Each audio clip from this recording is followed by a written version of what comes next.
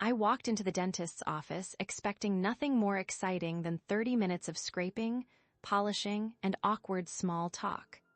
You know, the usual. I'd been going to this place for years, so the whole routine felt pretty automatic. Check in, sit in the waiting room pretending to scroll through my phone even though I kept glancing at the clock, then finally hear my name called. When the hygienist led me back, everything looked exactly the same as always. The bright lights, the minty smell, that little tray of tools that somehow managed to look both harmless and threatening at the same time.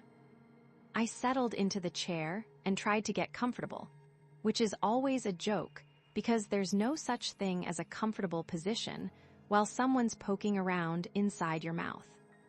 A minute later, my dentist walked in with her usual quick smile. She asked how I'd been. I gave the standard pretty good, just busy, and I figured we'd get right into it. I took a deep breath, reminding myself that a cleaning isn't a big deal. Honestly, I was more worried about the lecture I usually get about flossing than anything else.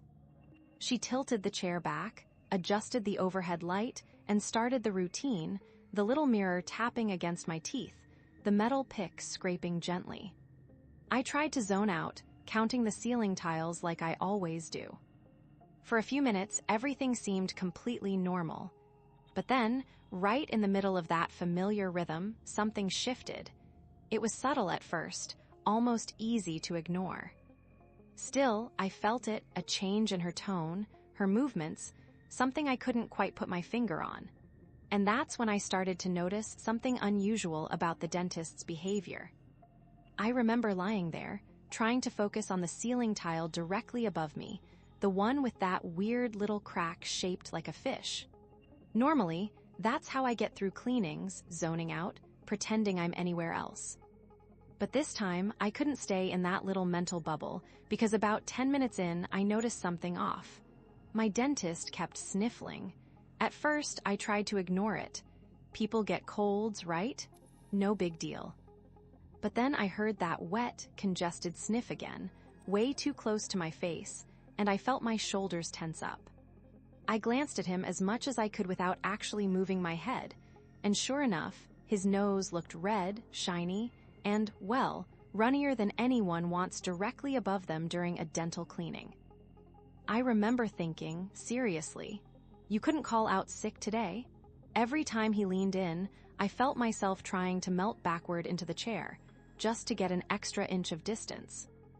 It probably looked ridiculous, me doing this slow, tiny turtle retreat while pretending everything was fine. I kept subtly shifting, hoping he wouldn't notice. Honestly, I didn't even know what I was trying to avoid. I just knew I didn't want whatever was happening with his nose anywhere near me. But of course, he noticed. Dentists always notice. They have that sixth sense for when you're about to swallow wrong or move at the exact wrong moment. I saw his eyebrows twitch like he was getting annoyed. And for a second, I debated whether to say something, maybe make a joke about allergies just to break the tension. But before I could even open my mouth, well, as much as you can with metal tools in it, he leaned in even closer. Then, in this clipped, irritated voice, he said, "Don't move." And that's exactly when things started to go terribly wrong.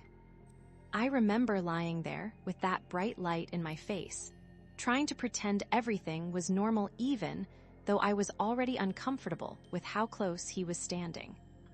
My mouth was open, my tongue felt like it had nowhere to hide, and I was doing that thing where you try not to gag even though nothing particularly bad is happening. At least, not yet. He paused for a second and asked me something routine. I don't even remember what it was, but the second he started talking, I saw it happen in slow motion. His upper lip moved just enough to shift whatever had been sitting on the edge of his nose. I didn't even have time to react. One blink, one tiny motion, and that drip just let go. I felt it land right in my mouth. For a moment, my brain refused to process it. I froze. My hands clenched the armrests so hard my knuckles locked. And he didn't notice. He just kept talking, kept adjusting his tools, completely unaware that a piece of him had literally fallen into me. I could feel my face getting hot, and every instinct in my body was screaming to bolt upright and rinse my entire existence with boiling water. But I couldn't move. My jaw was still propped open, and he was still working, and I was stuck somewhere between disgust, disbelief, and that weird politeness reflex you get when you don't want to cause a scene, even though you absolutely should. In that moment, it hit me just how messed up the whole situation was. This wasn't some tiny sneeze in a supermarket or someone coughing near me on a bus. This was my dentist, hovering inches from my face. And his drip had just made direct contact. And there I was, trying to decide what on earth to do next. Mortified, I had to figure out how to respond after the incident. When he finally stepped back and said we were done, I swear I was already halfway out of that chair in my mind.